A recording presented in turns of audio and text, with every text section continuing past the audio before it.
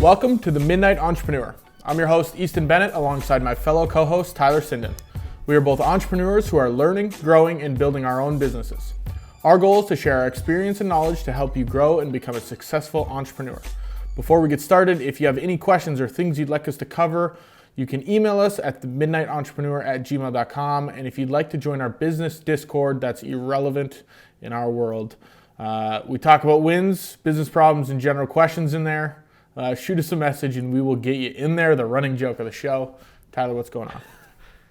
Was that about Discord or was that about the mentorship? Or not the mentorship, Mastermind? I was just thinking about that. Yeah, we got the Discord that we always talk about at the top of the show. But maybe we should start inviting people to the Mastermind, because that's one thing I got right off the hop when we do our updates. Our Mastermind's growing, Tyler. We got 2 people in there, a total of 4. We got them up on the invites. We got their documents set up in the shared folder. I was texting one of them today. They're going through the brief and they're pretty excited about joining the Mastermind. I put some on Instagram and just posted a picture of our Mastermind that we had a couple days ago, and got a lot of people reach out and they're like, what is a Mastermind? What do you do? And one of them owned a business. And I said, if you want to join, you let me know. And they were all on board. So pretty exciting stuff for us. When you say all, my laptop looks crooked. It looks like it's about to fall. But when you say all, the 2 people that joined, are they in business together or is it 2 separate people? 2 separate people. One person actually lives in Minot. She owns Esther's Acres, which is a farm to table. What would you call it? It's she grows food and has dairy products and all of these different things, and then sells that through a CSA, which is basically like a HelloFresh, but for a local person. So you can buy a subscription, it costs you whatever a month, and then she'll deliver you vegetables, she'll deliver you meat, she'll deliver you eggs, dairy products. So it's kind of like a local HelloFresh. And then the other gentleman runs a video production company in Milwaukee. Cool. So yeah. Yeah, I was just asking because I wasn't paying attention at the same time when you were doing the intro. And then I was thinking, if it was about the Mastermind, it's like, when are we going to stop promoting the Mastermind because we get too full? Because obviously we don't want too many people in there. We want to have it capped at a certain number. But yeah, it was about the Discord, so I was just checking on that. Yeah, I wonder what our total number would be. I mean, we're at 4. I think 10 is pushing it. I was thinking like 4 to 6. Yeah, I was thinking 6 is probably maybe a sweet spot. And, that's not something that, if we wanted to facilitate, we could facilitate some masterminds that we're not always a part of, but maybe we start this thing where there's a mastermind every Monday, Wednesday, and Friday, and you join whatever one you can make. So definitely something we could think about down the road. Maybe we're just mastermind hosts, and who knows? But yeah, it's pretty exciting. This was something that I had. Are you recording on a lav again? Yeah, I am. Also, I'm not recording on my camera, so that's exciting. Good call. Now we're recording on the camera.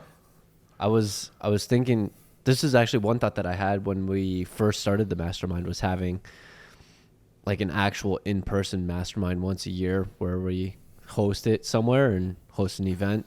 Because when I was looking up Masterminds when we were first starting out, I was just seeing a whole bunch of other people that they do Masterminds and then they host in-person ones. They have one per year, and then it's like a limited number of spaces. So it's like you get quality people there, and then there's like supply and demand for it. So yeah, maybe one day it'll be an in-person where we have it capped at maybe 50 or 100 people and we get some shit done there. Yeah, I mean, once you said 50 to 100, that seems like a lot.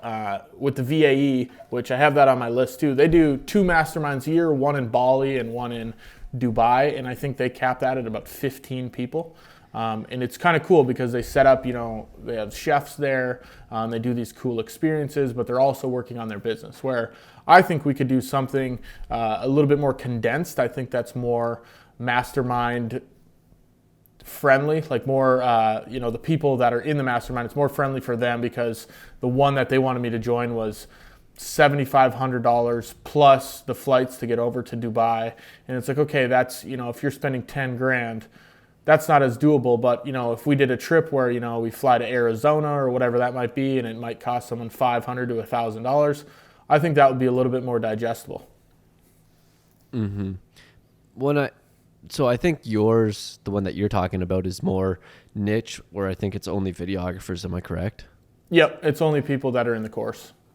Yeah, so that's a little bit different because the one that we would be putting on, or the vision that I had, it would be any and all industries. It's just entrepreneurs trying to grow their businesses, and then you're able to bounce ideas off other people, where it's like people that are making like 6, 7, 8, 9 figures a year. So yeah, I feel like you're more looking at it as like a conference, right? Nah, it's like it's a mastermind. Yeah, but a mastermind with 50 people. Yeah. I sent you the videos. Clearly you didn't watch them, but I can send them after. But it's just really immersive. Like you get people on stage. Just like you get 5 minutes, you get 5 minutes, you get 5 minutes, and it's just it's not one day. It was a couple days, like maybe a weekend or something like that. And then it's really immersive. You break out into small groups. You do this, you do that, and it's just like really strict, really regimented. And one cool thing that I thought was they had like, I don't know if they had a sponsor, but they had a whole bunch of energy drinks, because that's what entrepreneurs like to do. They like to drink caffeine. So it was like, we'll get sponsored by First Form or something. Give us a whole bunch of protein bars and First Form energy drinks. Yeah, we'll have to see. I mean, when I think about Mastermind, I think about, knowing everybody in the group and all being, we can discuss amongst each other in one room, right? Once you start bringing stages into it and, you're sitting in a crowd, that to me feels like it's turning into more of a conference. They might slap the label on it as a mastermind, but I like the idea of, the people that you're doing this weekly with and that you've been talking to weekly does this trip together. And maybe you bring in like a guest speaker, like you said, that's doing $5, $6, $7, $8 million a year, and you can come in. No, I'm saying the people that were involved are all in that industry, where it's like the people that are all there. So it was Russell Brunson. You know him, right? Yeah. Do you got him on speed dial? Yeah, got him on speed dial. Mastermind. He's number 3. Yeah. No. So he's the one that would put it on.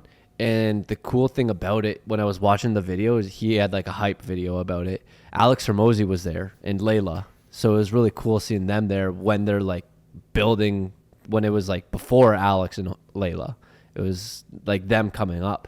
And you got a whole bunch of other people that are around that same level, or maybe a little bit lower or a little bit higher. And it's like you got Neil Patel there, you got Eric Sue there, you got all these other entrepreneurs that have these businesses and their businesses are doing 6, 7, 8, 9 figures per year, and then you're able to bounce ideas off different people.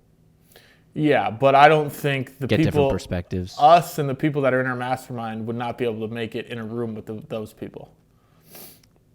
You're thinking too small, my man. We'll be there. I think I'm thinking realistically. How are you, if there's a mastermind with those people, how is Tyler Stinton going to get into that mastermind? We host it. Yeah, we host it, but then we're not making 3, 4, 5, 6, 7 figures a year. I think we're making 3. We're making 3. Yeah. But we're not making millions of dollars a year. So that's what I'm saying. Just because we host a mastermind. Yeah, once we do that. But I too small. No, I'm Come not. on, man.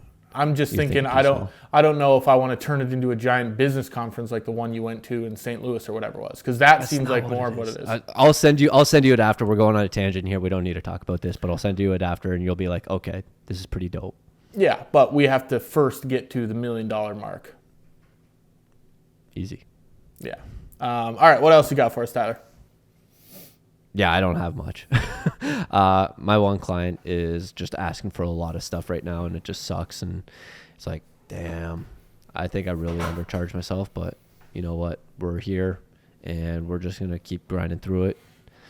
And I think after a few months, hopefully there won't be as many edits and stuff that he's asking for. But yeah, as of right now, he's been asking for quite a bit of stuff, which sucks. Yeah, well, it sounds like it's just preliminary stuff that needs to be done in the beginning. I don't know how much you're actually going to have to do. I can't imagine he's going to have that many edits moving forward every single month. If that is the case, then maybe you did undercharge. But those are things you learn as you go through the process. Mm-hmm. This structuring out the contract a little bit better, where it's like, you can't ask me for 3,000 fucking things, and it's like and then you're capped at a certain number of hours, something like that. Because like he just kept bringing up more and more stuff. He's like, oh yeah, can you do this? And it was like I had like a plan of what I was gonna do this month, and like I went through with it. And then he's like, can you also do this? Can you also do that? Can you do this? Can you do this? And then we ran into another issue, and it's like issue after issue, and it's like, bro. I think it's limiting it to a number of revision rounds. You know, you get 3 revision rounds where give me your list of all your full changes, and then after that, the list can't be on any revisions from the first revision, and then your third one is your revisions that are just your final tweaking revisions. Because, yeah, you got to cap it at some point. Otherwise, you give them an inch and they take a mile. Yeah, maybe we could do a podcast on that, but yeah, we struggled coming up with a topic today. But, yeah, what do you got going on? I'm going to write down that topic, actually. Give them an inch, take a mile. I always like that saying. But a little update on my end. So I think last week I was talking about meeting with the business transition. I've had a meeting yesterday. I had a meeting today regarding the transition and how that looks, if it's a complete buyout of the business, if it's just an earn-out, if it's just a one-year transition. And we agreed on a semi-hybrid where it's not, hey, you're writing me a check for this amount and the business is yours. We're going to be working together in a tandem team capacity. He's almost going to be like a sales rep selling these projects, and then we are splitting up all of the work on flat percentage fees based on the gross margins and the net income of the business. I think it's just the easiest way to do it right now. It's the easiest transition to make. He can become way more hands-off. I can get a lot more of the revenue for the actual business, and I also get his sales aspect of things where he can start selling some projects for me. So that's what we're doing for 2024. We have to figure out what those percentages look like. I also put a business episode topic on negotiating business deals. Maybe we can go through the first one that I was negotiating, go through what that experience looked like. But yeah, I'm pretty happy with it. 2024, it's going to be a lot more work, which brings me to my next topic, is that I'm talking to someone to become a full-time editor next week and see what that would look like for them, because this transition does add almost double to triple of what the workload I already had. So going to need some help on the editing aspect. I feel like with this transition / buyout / new employee sales guy, you went through quite a bit of different changes in this process. Yeah, for sure. We really had to figure out what the best idea was, and I think we should save a lot of it for that episode where we can talk about, the assets and how it's hard to put a valuation on things and the process I went through. So maybe we'll put a little teaser that episode's coming. Maybe we can do that next week or the week after. Okay, because I had follow-up questions, but I guess we'll cover it in a future episode that you'll have to tune in for. Stay ready. Exactly. Tyler, you got any updates? Anything else? No, I don't have anything else. As per the second week of doing this, we're saving our news story for the end. So stay tuned if you're curious about that. But let's get right into the topic, and that is seeking business advice. This is something that I had to do when I was going through this transition. I have never bought a business before. I don't know what the process of it is like, or the steps you need to take. So that's where this topic came about, is that I had to seek business advice from someone that is experienced. And the first thing we wanted to talk about is the difference between a mentor and the difference between someone that is helping you with one specific problem. They do overlap a little bit, but the way I see it is a mentor is there for you all the time. Someone you can reach out to for any business problem that comes up. They can give you some general guidance, tell you what the best route is. Whereas this situation is, I needed someone that can help me with this specific problem of purchasing a business and really get into the nitty-gritty of it. Tyler, would you agree that that's kind of what we're looking at? Yeah, I agree. All right, so we had a small break in our services here. So this short commercial break. Yeah, short commercial break. Had to take care of something. But yes, like I was saying, Tyler, some of these examples of specific niche problems that we're tackling. In my case, it was a business purchase. Maybe you need to speak with someone about negotiations. Someone that's done a lot of negotiations, you can get specific tips on that. Maybe it's on partnership agreements. Someone that has a partner and you want to see what the easiest way to figure out how to do that is. Maybe it's someone that works in a family business and you are thinking about working with a family member in a family business. So finding someone for these specific situations, I think, is super beneficial.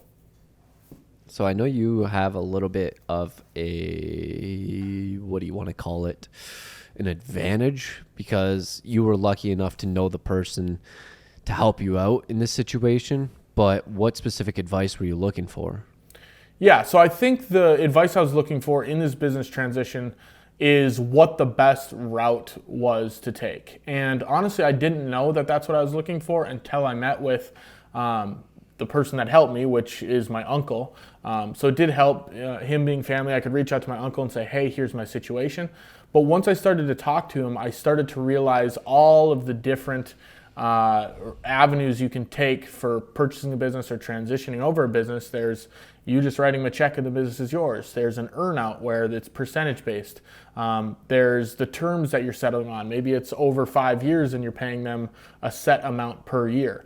So I didn't realize that there were so many different ways that you could do it until I started to seek this advice and figure out, and I presented the problem that the person I was buying the business had and how we could capitalize on that.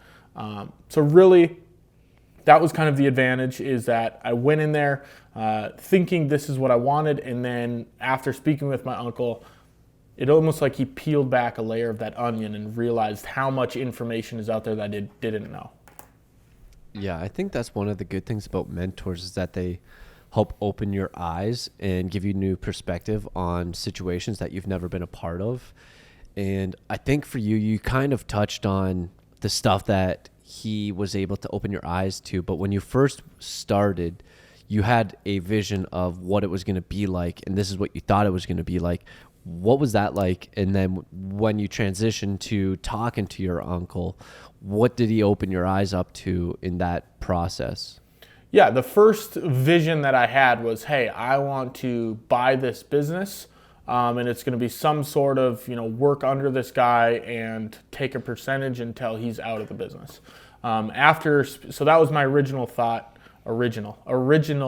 I can't get that word right. Original thought. And then after speaking with my uncle, he talked me through some things about, hey, maybe it's something where you want to pay him a salary and then he gets a percentage above that. Maybe it's something where you want to just pay off the business in full and get a loan. And then we got into the talking about the loan and how a bank isn't going to finance that. But he really laid out the different avenues that I could take and pushed me in the direction of more of an earnout rather than, or more of a percentage based rather than some sort of earnout where it is a salary plus a percentage. And that's what we ended up landing upon.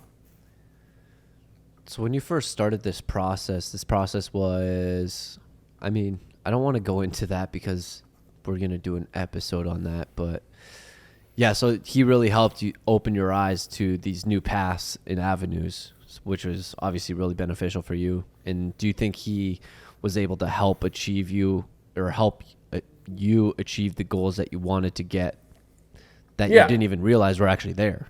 Yeah, I think he helped a ton there, and I think that goes with any mentor, someone you're seeking specific advice from. And that's what the benefit of asking other people is. And like Tyler said, we're not going to go too deep into the actual business negotiations and what he helped with, because I think we're going to do a full episode on that. But sticking on the side of finding that mentor, learning the benefits of what that mentor does, I think you need to also know when you need to seek this advice. That's something I was going through, is that I had an idea. I was like, okay, I want to buy this business, but I need more advice. I need someone that has experience. I need someone that's done this before. So that is when I started to think, man, this is a great time that I need to seek advice. Tyler, what are some other areas that someone might realize, okay, maybe I need to go to outside counsel, they say in the lawyer world, but maybe I need to ask around. Is that what they say?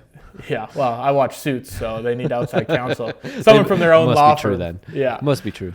But yeah, what are some other areas, and when should you know when seeking advice is a good idea?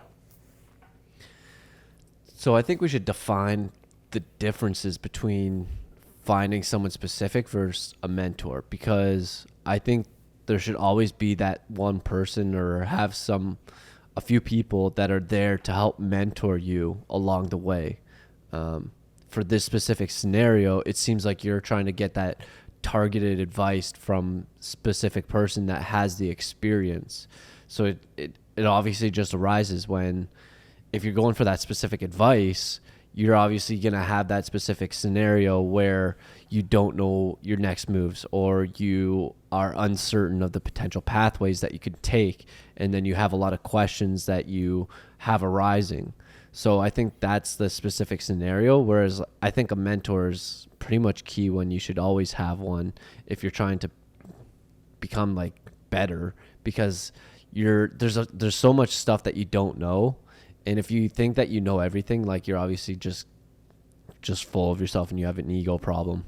I don't know.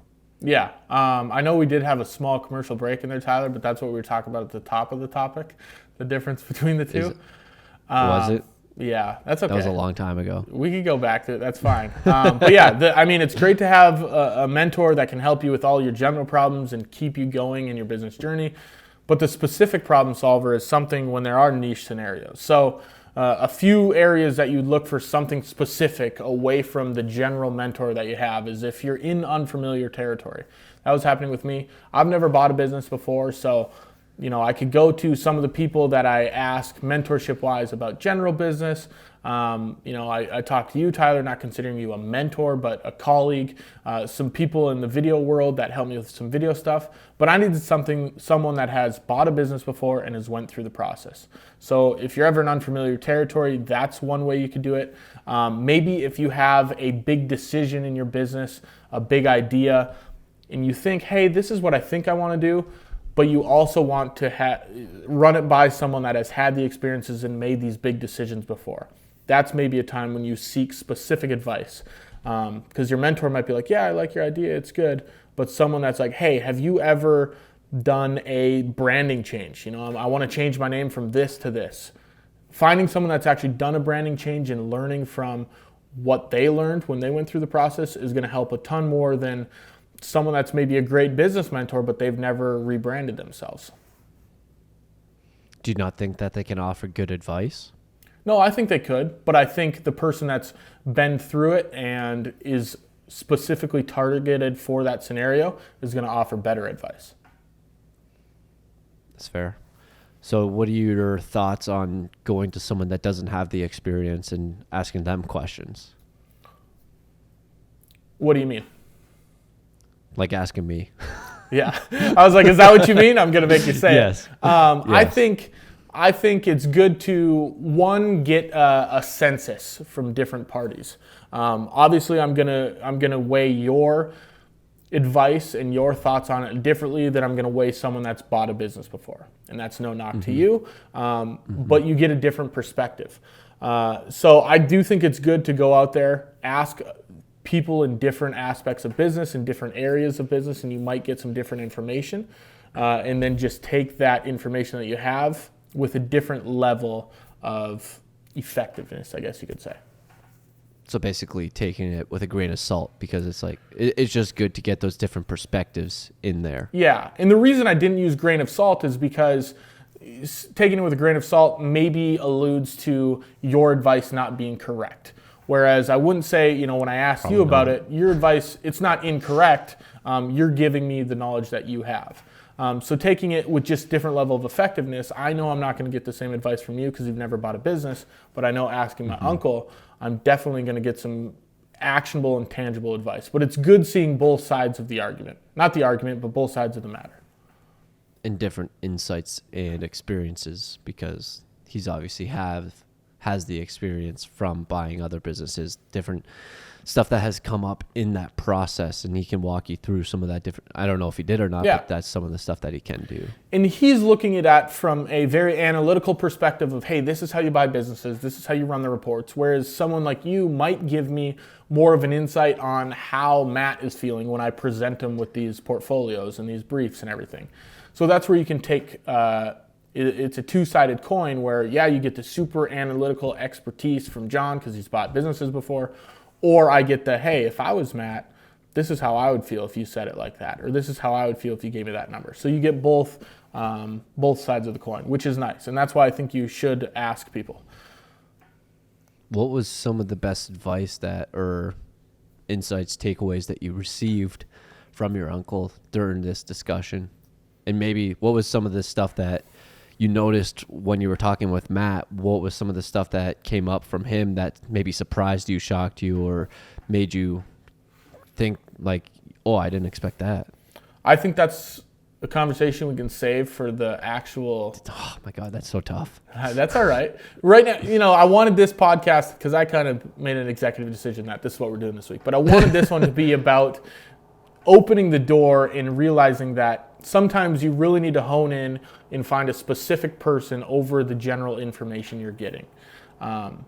So that's kind of what I want to focus on. We'll leave another teaser. Sorry, Tyler, I'm not going to answer your question, but I will lead you into another line of conversation that maybe you'll have a different question about. I think another area when you need to seek this different advice is when things are growing too fast or they're, going bad really fast. So in times like that, it's a lot harder to learn through your mistakes. I think in entrepreneurship, a lot of times you have a long time. If you start at 20 years old and you're like, I want to be successful by 35, you have 15 years to learn through your failures and learn through these things at a slower pace. But if your business is at a rapid increase and a rapid growth, that's when you might need to figure things out quicker so it doesn't come crashing down. Or if your business is at a rapid decline, you might need to seek more specific advice faster. Otherwise, your business is literally going to be down to zero. Does that kind of make sense? Yeah, I think there's different seasons in business where you're going to have those winters, you're going to have those summers where your business isn't growing, your business might be declining, and then you got to figure out what to do. And you have those summers where it's skyrocketing up and you don't know what to do. It's like, I've never been here before. And then you either go to your mentor or you go to someone that is, I feel like a lot of these times your mentors are people that are ahead of you, slightly ahead of you to maybe somewhere at the same range as you. And I think it just depends on where you want to be going at the same time. Cause it's like, if you're happy where you are, you're probably not going to have someone that's like 10x above you unless you just get really lucky and then you stumble into them and then you become good friends and then you start connecting with them, something like that. But I think for the most part, you're going to have those mentors that are ahead of you in business. And then it's like, maybe you're at like 1 million, then you got a mentor at 10 million. And it's like, I'm growing at an exponential rate that I don't know what to do. And then you're able to go to that person to ask for that advice. But I don't know. I view this guy, your uncle, very similar to a mentor. And I know you said at the beginning that he's more specific. And I think he's a mix of both because you were able to get both mentorship and specific advice for the situation that you were in. Yeah, but I look at a mentor, I agree with you. I look at a mentor as someone that you call on more often. Whereas I don't necessarily... So a friend. Yeah, but a friend in business, that's slightly above you or at the same level, like you mentioned. Whereas I don't ask, when I'm going through business. He's a mentor. Well, yeah, I mean, if you want to get down to the nitty gritty, but he's used more in the specific scenario than it is where I'm texting him on a weekly basis talking about business. At the same time, like mentors, you don't need to be talking daily, weekly. Like it could be just like a once a month type of thing, or like doesn't matter how often you're talking to them. I think I don't know. Yeah, I think you're like getting right now, like too into the nitty gritty of whether it's a mentor or not. I think it's a mentor, and okay. I think you're a mentor, and I'm insulted that you called me a colleague. Well, I don't see myself as like, I don't think we're mentors for each other. But I think you're getting too hung up on it being a mentor or someone you're asking for specific advice. They can be both. And that's at the beginning of the show. I said they do overlap. But let's talk about this person, whether you want to call it a mentor or someone specific. How do you choose that person? What is the right person that you're looking for in this person? And the reason we're doing that is because we already did a mentor episode, so we didn't want to double up in the mentor episode. But now that Tyler's exposing us to all levels of exposure. I don't really know if we did do a mentor episode. I don't know. Maybe we did. But I think going back to your question, are they where you want to be? Or do they have a life that you want to live? I think those are some of the questions that you'd want to ask. And if they aren't where you want to be, or they don't have a life you want to live, I don't think they would be like good options for mentors or business seeking advice people that you call on every now and then that aren't mentors, but they are actually mentors. Yeah, and I think it's people, you want to learn from people that have actually done it. And that's my gripe sometimes with teachers. Like if a professor goes in and they haven't actually, like a business professor, and they've never built a business, it's hard to learn business from a business professor that's never built a business. Whereas some people just think, oh, I'm going to keep going to the highest levels of school and then I'll just teach it. And that's what they say, those that can't do, teach. So here we are teaching you guys. That's why I teach Jim. Everything we know. So really, you want to look for someone that is experienced and that has done it and is where you want to be or was where you want to get to. And I think that helps a ton. I think another thing is that you want to make sure that you have that this person has your best interest in mind. I know a lot of times you might ask for some business advice and they're like, oh, they'll give you some advice, but you feel like there's some shady stuff going on where maybe they might take one of your ideas, or they're not really giving you the best advice because they don't 100% want to see you succeed. Maybe they're preying on your downfall a little bit. So I think those are the two biggest things, is that make sure that person has your best interest in mind, and make sure that person is where you want to be or was where you want to be. How do you differentiate or know if that person has your best interests in mind? I think after you start to build a relationship with someone, you can see the type of person you are, if they actually want you to succeed, and if that they're giving you the best advice they can, or if that person is, they're giving you some advice, but they're not giving you all of the advice. They're maybe leaving some stuff out, or they're hesitant to tell you certain things. I think you can definitely judge after you know them a little bit, but if it is a stranger, it's a lot harder to do. So it seems like a stranger would be someone that is specific to what you're trying to say as seeking specific advice compared to a mentor. I would probably... Because you got really lucky that your uncle was this person that you went out to seek, and he obviously... I wouldn't say obviously, but there's a very good chance that he has your best interest in mind, being family, being your uncle, and I'm assuming you're fairly close. And I think if you are, like a lot of the times, if you are going out to seek specific advice, you might have to pay for this. Yeah, and I'm not saying you wouldn't have to pay for it, but there is times when it's probably worth it to hire maybe a consultant that's done business deals before. And definitely, if you're paying someone, they should have your best interest in mind. If you're not, that's a scumbag of a person. But I think it's easier if you are... They don't want your repeat business. They're like, one time's fine with us. I think it's a lot easier if it's a specific goal that you're trying to accomplish, to trust that person with one goal. Whereas you get in the trust, it might be someone you know, or you might want someone that you know and that you have this relationship with to be your mentor, if you're relying on them to give you a bunch of advice and that you're giving them a bunch of information about you and your business. Yeah, sounds like a mentor to me. I think the good thing about it... You get you a fucking t-shirt that says mentor. I think the good thing about a mentor is that it goes both ways. Like, you're learning at the same time, and... I've honestly wanted to try and find like someone younger than me so I could be that quote unquote mentor, because at the same time it keeps me accountable to wanting to be better for myself, and then at the same time being able to deliver better advice for that person and help them. And I think it's fulfilling to be able to see that you're helping someone else grow and become a better individual. And I think I think the mentorship goes both ways, where you have a mentor that's above you, you have mentees, and you're learning both ways. You're learning from the mentor, and you might also teach the mentor some things, and goes vice versa, and same thing with the mentee-mentor thing. I agree. I think it's a two-way street. You can kind of learn from each other. I'm sure my uncle felt great that he was teaching me my first business transaction and negotiations and walking me through everything, and maybe he learned a little bit along the way as well. I think another big thing that when you're talking to these mentors or specific people that help you with specific problems is that you should really ask specifics.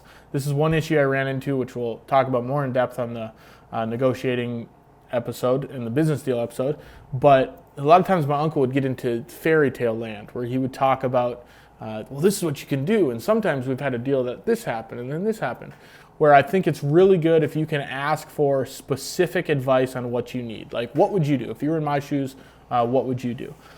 So asking specific questions is really going to help you get to the bottom and actually move the needle on that problem that you're facing or that situation you're in. I don't think you listen to Hermosi as much as I do. Nobody does. I'm fairly confident. I'm fairly confident that you don't. But I don't know if you do listen to him much to the point where you know who his, like, one of his biggest mentors is his 85-year-old self. Do you know that story? Yeah, I've heard it before.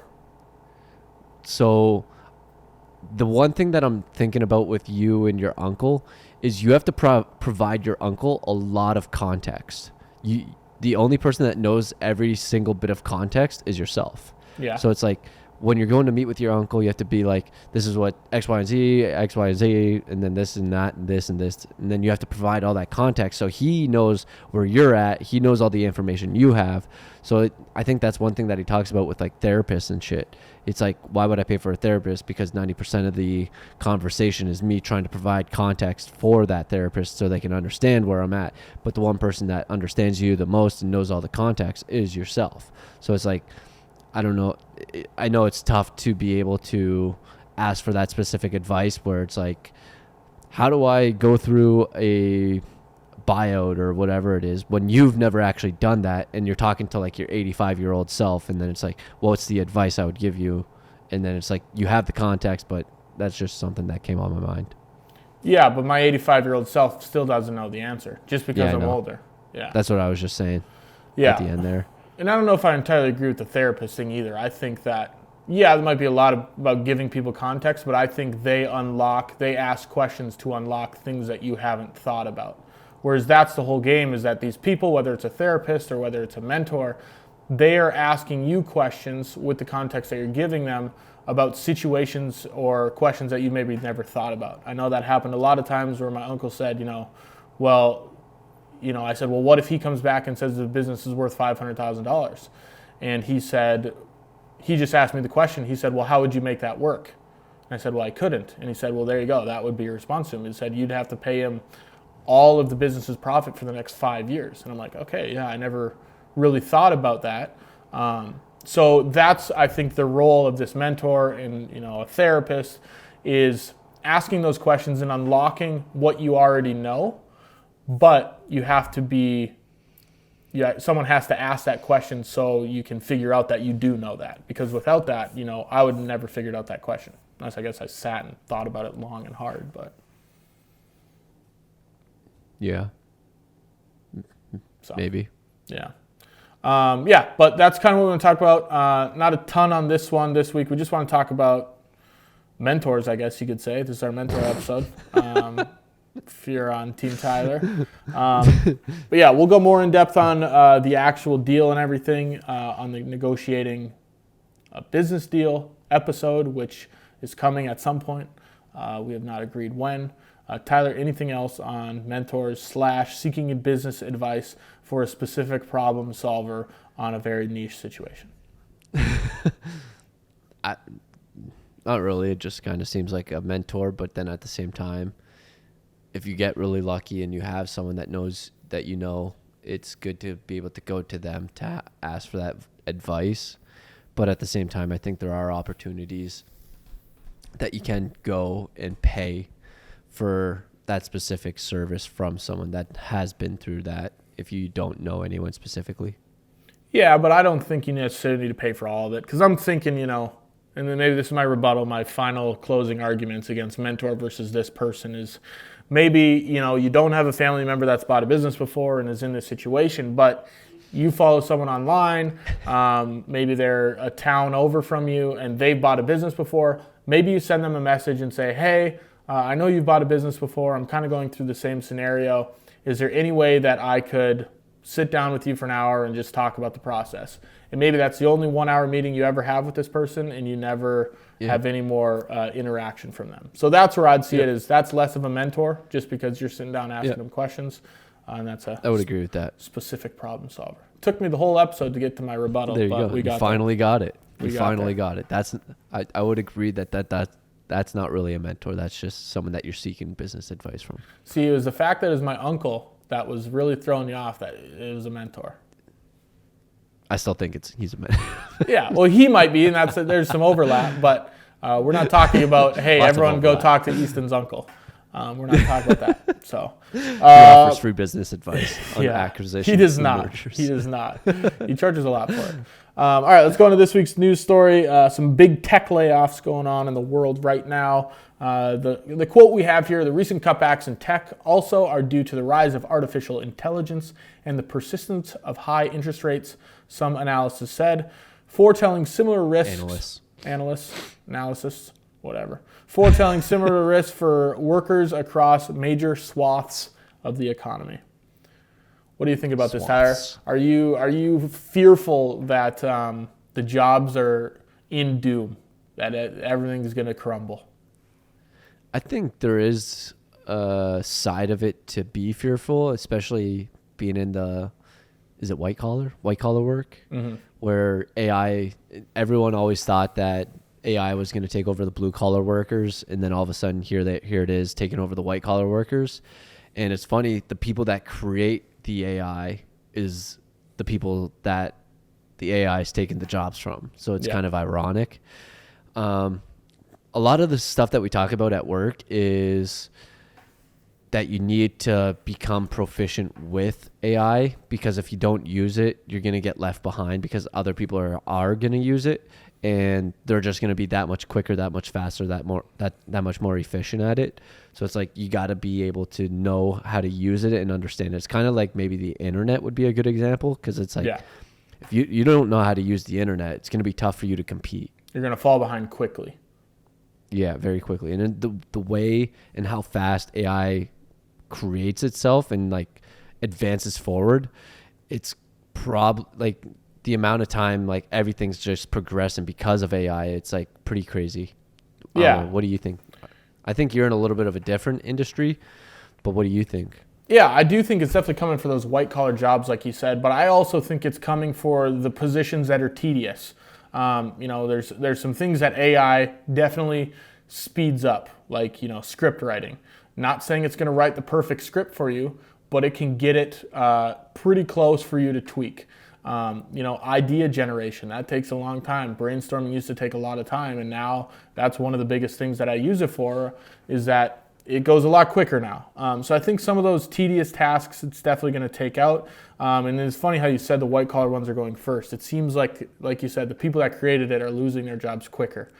So I think, construction workers are going to be the last people to lose their jobs because of AI. It's tough for AI to replace construction workers. And it's like funny, you're creating like your own time bomb. It's like, I'm going to create this AI machine that's going to take my job. It's like, it kind of seems ironic at that point. But it seems like so many people, seems like there's a lot of startups coming up that are all AI. They're like AI this, AI that, AI image generator, AI, I don't know what else there is, but there's a whole bunch of AI startups coming up. I had a meeting this morning with an AI called Fathom. Have you heard of it? I have not. So Fathom basically is you start it before you hop in a Zoom call for whatever the meeting is. And then in the Zoom call, it just says, Tyler's AI Notion bot. That's the name of the person in the call. There's no camera, no nothing. And it basically records the call and generates a script and an outline and a summary of everything that was in the call. It generates action steps. And I was looking at the guy who was showing it to me after. I was like, oh, that's kind of cool to cover all the notes. So even that, like when you're taking notes during a client meeting or something like that, if this tool can replace you having to note take, or can at least supplement having to note take, that's kind of a game changer. Yeah, there's already products out there that are, I don't know how new this is, but there's already products out there. There's one called Firefly, and it does exactly that, where it transcribes it, takes out, it's like, I want to find this one part where Easton and Tyler talked about mentorship, but it wasn't actually mentorship. And it'll be like, it'll find it for you. So yeah, I guess there's probably a lot of other ones that are out there that do that exact same thing, but the one I know of is called Firefly. Yeah, and I'm sure the technology is new to us in the last 5-10 years. But yeah, it's crazy to see what it'll get to at some point. And that was kind of my first look at it. So interesting. I'm interested to see how this AI takes all of these jobs moving forward. But yeah, I'm interested to see. Do you think that a lot of these articles, when we were browsing through, there was quite a few other ones like Macy's and Wayfair laying people off, and Macy's closing locations, and Macy's has massive buildings that are it's going to be tough to fill that, because I don't know if you've ever been in a Macy's, but those buildings are pretty big. Do you think there's any potential opportunities for these buildings? Because like, what's going to be there? Is it just going to be an empty, massive brick building that's attached to a mall? That, I mean, Macy's probably generates a lot of foot traffic. So what do you see? Yeah, I mean, Macy's is just a retail store, is it not? Yeah. Yeah. So I mean, I see it as either you fill it with a different retail store, or you break it up into parts and, you know, build some walls and have a bunch of different retail stores. I don't see it any differently than Macy's. You know, if Kohl's and Minot went under, Kohl's Cash, right? Like, but what the are you difference would be, I feel like Macy's is typically attached to a mall, so Macy's generates a lot of foot traffic. Yeah. And like, there's also they also receive the other foot traffic from the other stores that are in the mall. So it's just interesting. Like, what are you going to replace it with? Like, is something that similar? Like, but would that business not go under, or what's going to be different from that scenario? Why did Macy's close? Just because of the... Didn't really see it, but I just know that they closed 5 locations. They had layoffs, and Wayfair also laid people off, which was surprising because we both thought it was only online. I think it's just brick and mortar stores. They're becoming less popular, which is why locations close. But yeah, I mean, that would be my guess. But that's going to happen with any brick and mortar business. Because Andy talks a lot about this, where he's saying brick and mortar is becoming more and more popular because people want to get out and actually see individuals and people, because they're tired of spending all their time inside and spending time over Zoom and not getting out. So Andy thinks the opposite. Yeah. I think it goes well. I don't think it's black or white. I think businesses are closing because of that, but businesses are also staying open because of the same reason. Depends on the customer experience. Yes, exactly. I think Macy's is way too big. Those stores are fucking massive. They don't need to be that big. All right, let's wrap this up, Tyler. I got to get going here. Business idea this week, virtual podcast case. So I'm traveling right now, obviously different background, and it would be cool if there was like a Pelican sort of case where the second you pull up the lid, the camera is attached to the actual case. There's a screen to the left of it to have your call on there. And then maybe there's a little thing that pulls out of the lid, that's your light, and then a microphone that just extends out of there. I would buy one instantly. Instantly, eh? Yeah. What would you pay for that? $700. So you're not getting a good camera and good mic and good light? I think if you can dumb it down into a small enough package, and I don't think it's like a full-time thing where it's like, I'm going to shoot every podcast on this. But I'd love to take it, like when I go to Bismarck, I just pop it up, boom, I'm good to go, virtual podcast. Or if, there's, let's say a CEO of a company has got to do something where he's traveling, he's like, shit, I'm in, Toronto, and I got to do this quick call with CNBC. You flip it open, good to go. So it's funny you say this, because I'm pretty sure you said something very similar to this to a business idea in the past, but it seems like you've adjusted it a little bit. What was the other business idea? I guess I don't remember. Basically the same thing, but it wasn't really like a pop-up where you fold it open and then boom, you're ready to go. It was more so stand, right? Yeah. It was kind of like it's all together, and then maybe you got to set it up or whatever, but now you've kind of adjusted it to flip it open and you're all set. This is number 2. We're condensing it. We're making it better. And that's where we're at. So, yeah, I mean, I'd love to have that. Because right now, out of business ideas, we just go back and look at previous ones and iterate on it. Yeah. Because right now, it's just sitting on a case, a Pelican case, the camera. And then to the left is my phone leaning up against a coffee mug. That's the look. And I'm like, if we could just make this not look ugly, this would be great. So be completely different. That's what I got. Tyler, anything else? No. Check your mentors. Check your mentors. Get your mentors. Stay tuned for next week's episode. That is episode 72 of The Midnight Entrepreneur. If you have any questions you'd like us to cover or answer, email us at themidnightentrepreneur@gmail.com. And if you found value in this content or found this entertaining, share this with a friend or your family or your sister or your dog, if your dog has a phone, and post it on your story. If you really enjoy the show, we'd love a rating or review wherever you are listening. Talk to you guys next week for another episode of The Midnight Entrepreneur. I'm just looking through some. Mentoring is a brain to pick, an ear to listen, and a push in the right direction. John Crosby.